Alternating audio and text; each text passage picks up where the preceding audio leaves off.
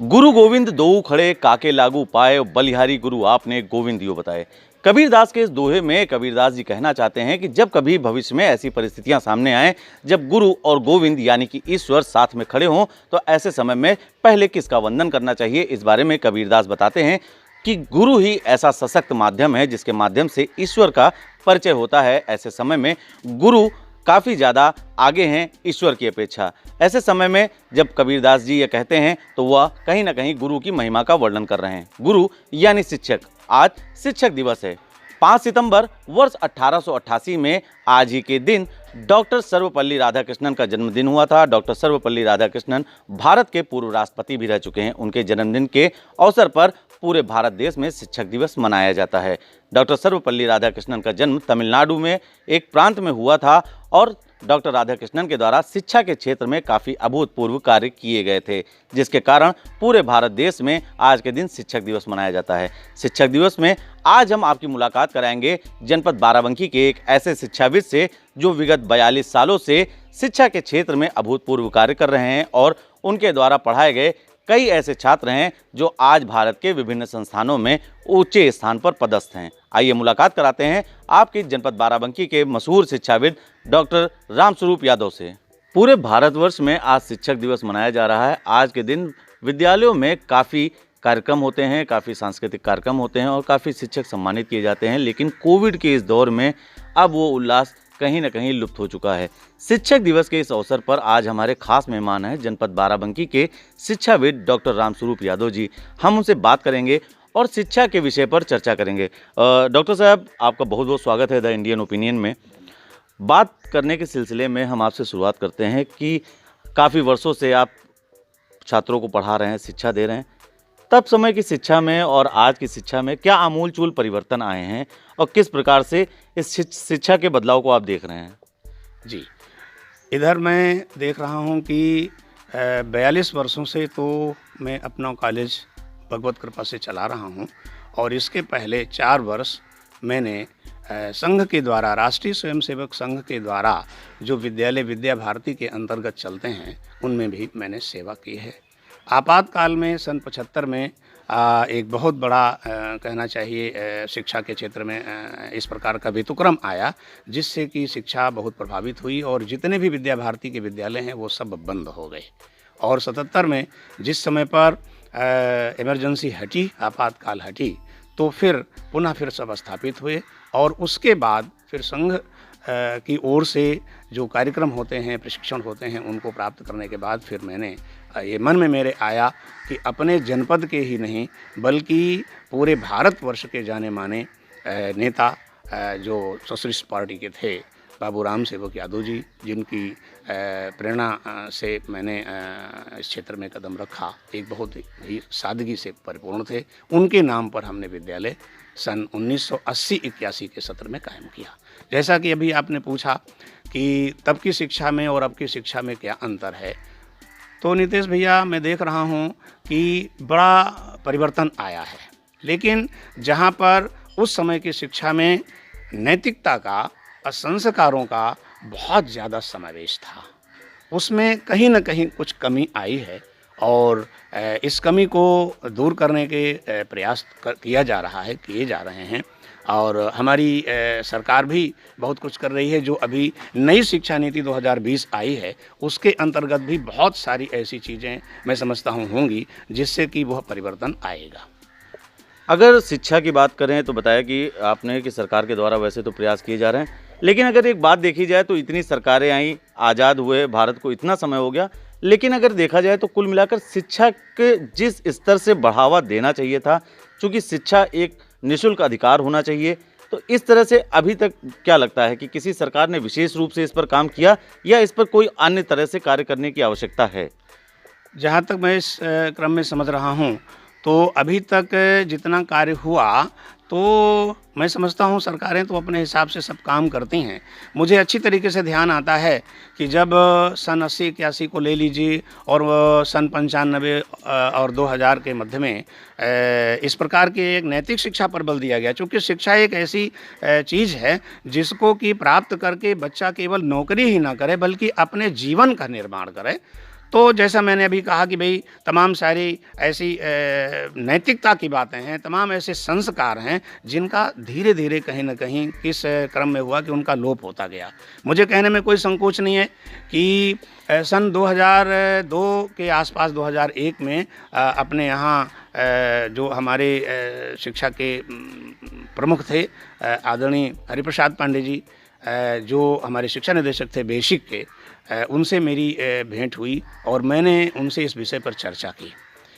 मुझे याद आता है कि मैंने उनसे ये साफ साफ बड़े ही विनम्रतापूर्वक मैंने प्रार्थना किया कि सर, आज मैं देख रहा हूँ कि जो नैतिक चीज़ें हैं, ख़ास तौर से जो हमारे पूर्वज रहे हैं, उनकी बहुत सारी चीज़ें ऐसी हैं जो हमको प्रेरणा देती हैं उनके जीवन वृत्त के बारे में, उनके कृत्य कार्यों के बारे में, वो कहीं न कहीं शिक्षा के क्षेत्र से लोप होती चली जा रही हैं। जैसे मैंने उनसे ये निवेदन किया कि अगर आज देखा जाए तो ध्रुव, प्रहलाद, हकीकत, शिवाजी, ऐसे तमाम महापुरुष हुए हैं, सती अनुसुईया, शबरी, भरत, राम, इन सब की कहानियाँ पहले हुआ करती थीं। कहानी के रूप में बच्चों को हम संस्कारित करते थे, जो जीवन में और उनके भावी जीवन में बहुत काम आती थीं। तो उन्होंने, और मुझे ध्यान आता है, मुस्कुरा कर कहा कि हाँ, ये बात तो सही है, लेकिन उसमें कहीं न कहीं कुछ अड़चनें आती हैं। कुछ सरकारी अड़चनों की बात भी उन्होंने मुझसे की, मुझे अच्छी तरीके से ध्यान आता है। जो भी छात्र इस वक्त ये इंटरव्यू देख रहे हैं या बातचीत का क्रम देख रहे हैं, इसमें गुरुजी ने एक बहुत महत्वपूर्ण बात की कि शिक्षा का उद्देश्य मात्र नौकरी प्राप्त करना नहीं, वरन जीवन में नैतिकता का निर्माण करना, जीवन को एक अच्छे रास्ते पर ले जाना है। गुरुजी, आपकी बात बहुत अच्छी है। वर्तमान समय में शिक्षा के बाजारीकरण पर भी एक मुद्दा उठ रहा है। शिक्षा का बाजारीकरण कहीं ना कहीं किया जा रहा है।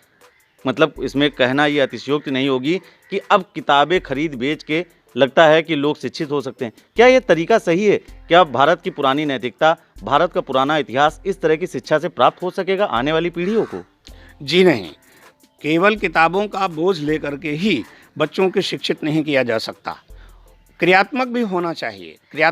क्रियात्मक का तात्पर्य यह है, जैसे मान लीजिए हमने अपने बच्चे को कक्षा में, शिशु हमारा जो है, जो हमारे पास 3 साढ़े 3 साल का बच्चा आता है और उसको हम किताबों का बोझ दे दें, तो मैं समझता हूँ वो कम ठीक होगा।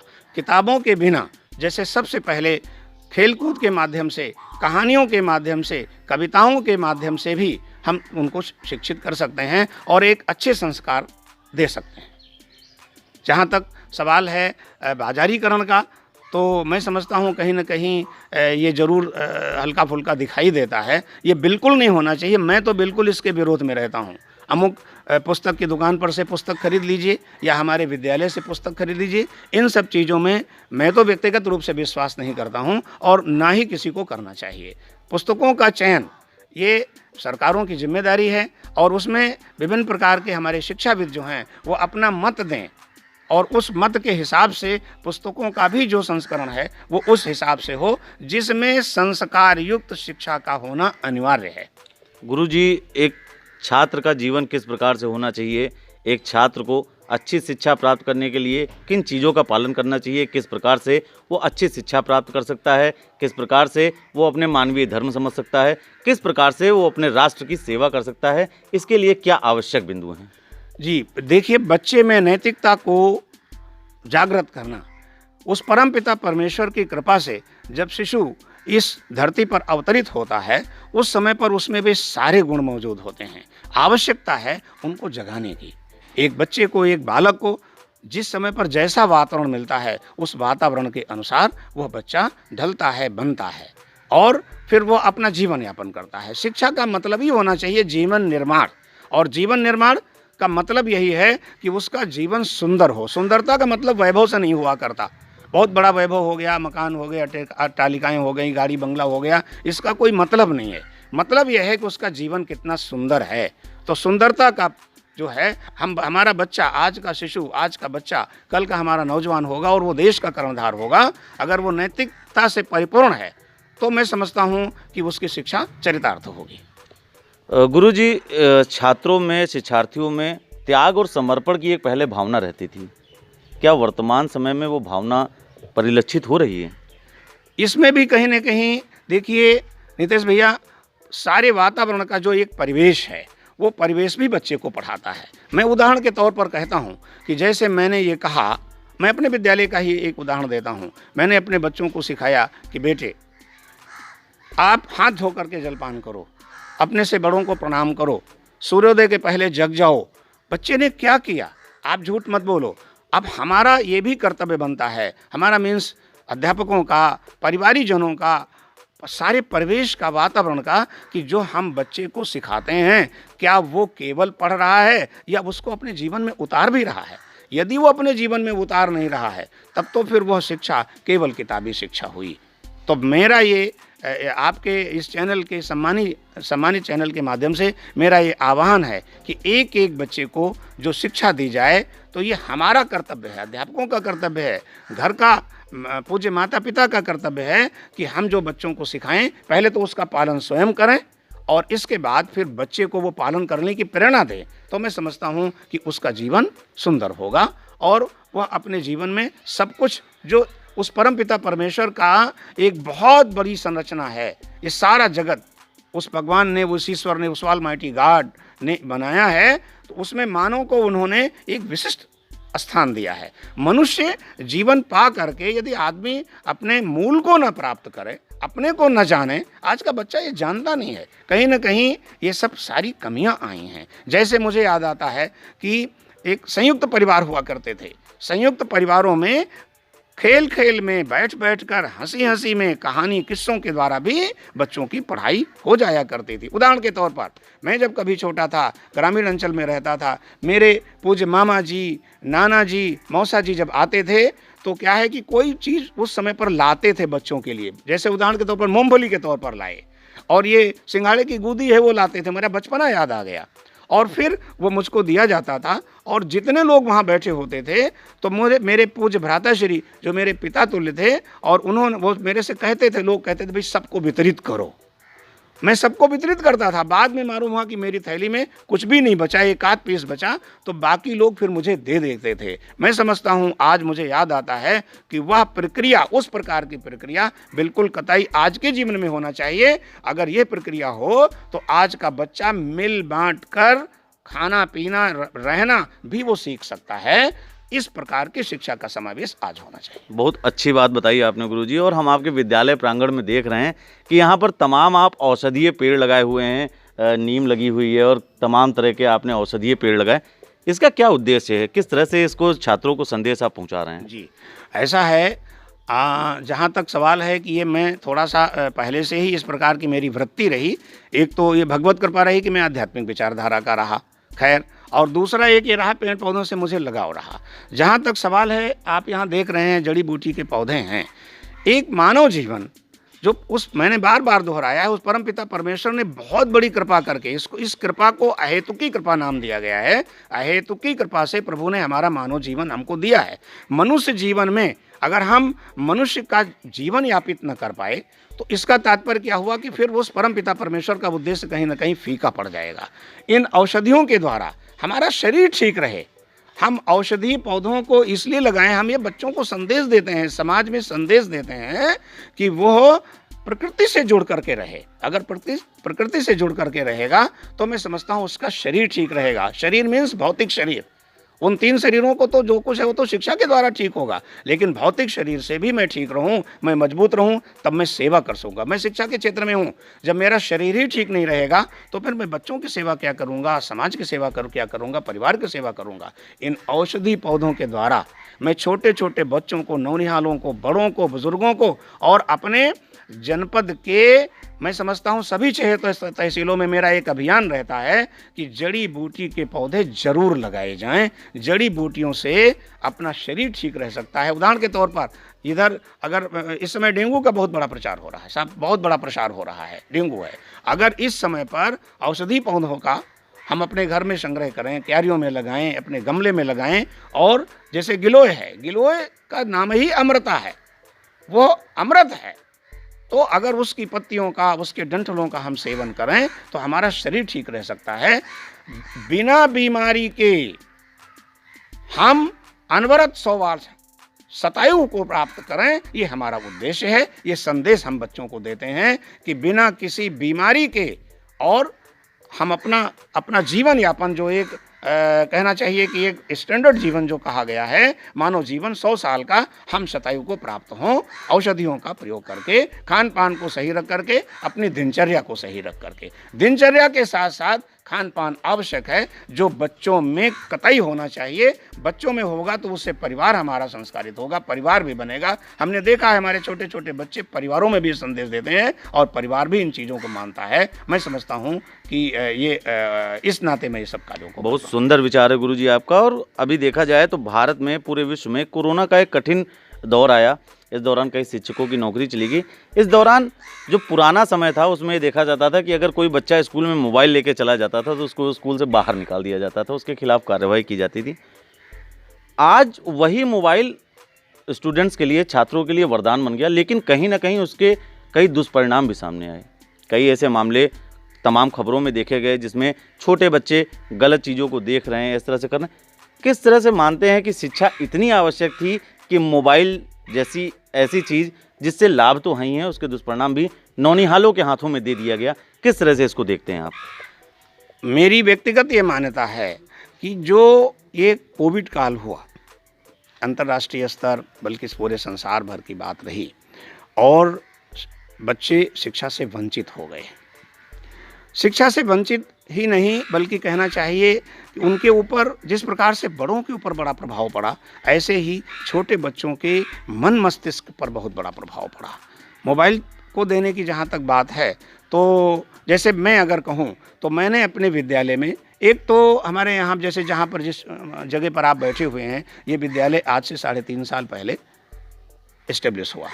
यहाँ पर बहुत पिछड़े वर्ग के लोग रहते हैं और उद्देश्य ही मेरा था कि भाई ऐसे बच्चे जिनके पास संसाधन नहीं हैं उनको भी शिक्षा दी जा सके। अब यहाँ के बच्चों के पास मोबाइल नहीं था, बहुतों के पास मोबाइल नहीं था। मोबाइल है तो उसके संसाधन नहीं है चलाने के लिए। तो मोबाइल ने जहाँ पर गड़बड़ किया, ये तो बिल्कुल ठीक है, मैं इसको बिल्कुल स्वीकार करता हूँ। फिर मैं कहता हूँ, मैंने तो अपने विद्यालय में मोबाइल का उपयोग कम से कम कराया, लेकिन कराया, बड़े बच्चों को कराया, हाई स्कूल इंटर के बच्चों में कराया। और बाकी इस प्रकार से, जैसे मेरे पास तमाम अभिभावकों के फ़ोन आते थे और वो कहते थे, आचार्य जी ज़रा मेरे बच्चे से बात कर लीजिए। मुझे लगा कि कहीं ना कहीं बच्चे से वो परेशान हैं, क्योंकि बच्चा जब विद्यालय आता है तो विद्यालय का एक अपना परिवेश होता है, अपने इष्ट मित्र होते हैं, थोड़ा विद्यालय का एक अपना वातावरण होता है जहाँ पर वो आ करके और बड़ी ही उन्मत्तता के साथ, प्रसन्नता पूर्वक जी, एक उसके अंदर उमंग होती है कि वो विद्यालय आकर पढ़ रहा है, उससे वो वंचित हो गया। तो मेरे मन में विचार आया, क्या वो उमंग हम ज़्यादा से ज़्यादा बच्चों के अंदर ऐसे नहीं कर सकते हैं? तो मैंने सोचा, मैंने विचार किया और उसका पालन भी किया। पालन ये किया, जैसे विभिन्न प्रकार की प्रतियोगिताओं को मैंने रखा। उदाहरण के तौर पर छोटे बच्चे, मैंने अभिभावकों से निवेदन किया और कि भाई देखिए, मैं एक कविता सुना रहा हूँ, मैं एक आपको लेख दे रहा हूँ, मैं एक 10 लाइनों की पंक्ति दे रहा हूँ, ये आप ज़रा बच्चे को सुनाइए या फिर मेरा मोबाइल उनके सामने रखिए। तो उन्होंने रखा, बहुत सारे अभिभावकों ने किया और उसके द्वारा हमने बच्चों को संदेश दिए।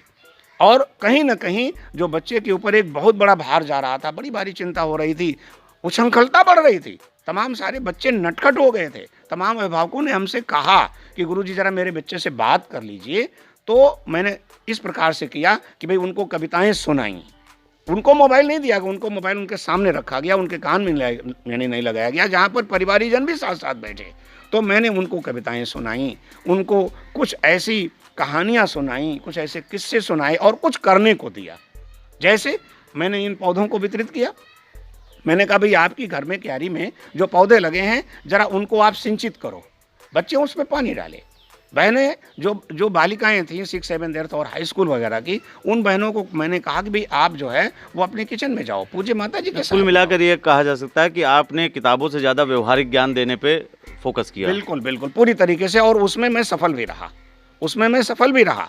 क्योंकि जो आज का बच्चा है, अब ये कि जैसा आपने अभी कहा कि भाई बहुत सारा इस प्रकार का कमरा साहब मोबाइल दे दिए गए, मोबाइल के बड़े दुष्परिणाम भी हैं। ये सही है कि आज की दुनिया में, इंटरनेट की दुनिया में, और निश्चित रूप से मीडिया हमारा काम कर रहा है और निश्चित रूप से मोबाइल का उपयोग एक काफ़ी यहाँ पर महत्वपूर्ण बात निकलकर सामने आई है, जैसा कि गुरुजी ने बताया कि मोबाइल पर जो काम दिए जाते हैं वो काम किसी ऐसे प्रकार से हो जो रोचकता से जुड़े हों, जो नैतिकता से जुड़े हों और जो किसी तरीके से ये ना लगे कि वो पूरी तरीके से छात्रों के ऊपर दबाव डाला जा रहा है। क्योंकि गुरुजी ने यहाँ पर बताया कि जब मोबाइल से छात्र पढ़ाई कर रहे होते हैं तो उस दौरान उन्हें शिक्षा का वो माहौल नहीं मिलता है जो उन्हें विद्यालयों में मिलता है। गुरुजी बहुत बहुत धन्यवाद। आज 5 सितंबर है, पूरे भारत में शिक्षक दिवस मनाया जा रहा है। जो शिक्षक, जो छात्र आपको इस वक्त देख रहे हैं, उनके लिए क्या एक सकारात्मक संदेश रहेगा, किस तरह से शिक्षा के लिए वो प्रयासरत रहें, इस पर आपका क्या संदेश रहेगा? मैं तो यही कहूँगा कि आज ये है शिक्षक दिवस पर हमारे सभी छात्रों को मैं बहुत बहुत आशीर्वाद दूंगा और अपने सहयोगियों को, शिक्षाविदों को, अपने से बड़ों को, सबको बहुत बहुत इस अवसर पर शुभकामनाएं दूंगा। और एक बहुत बड़े शिक्षाविद, एक बहुत बड़े हमारे मार्गदर्शक जिनका जन्मदिन आज मनाया जाता है शिक्षक दिवस के रूप में, उनके बताए मार्ग पर या उनके विचारों को हम ग्रहण करें, आत्मसात करें और उनके बताए गए मार्ग पर चलें। उसके लिए सबसे पहली बात यही होगी, समयबद्ध तरीके से समय को देखते हुए समयानुसार अपने कर्तव्य परायणता का पूरा पालन करना, अपने कर्तव्य का पालन करना। बच्चों को चाहिए कि वे अपनी दिनचर्या को, सबसे पहले अपनी दिनचर्या को ठीक करें। प्रातःकाल सूर्योदय के पहले निश्चित रूप से जगें और 6 साढ़े 6 घंटे का शयन जरूर करें।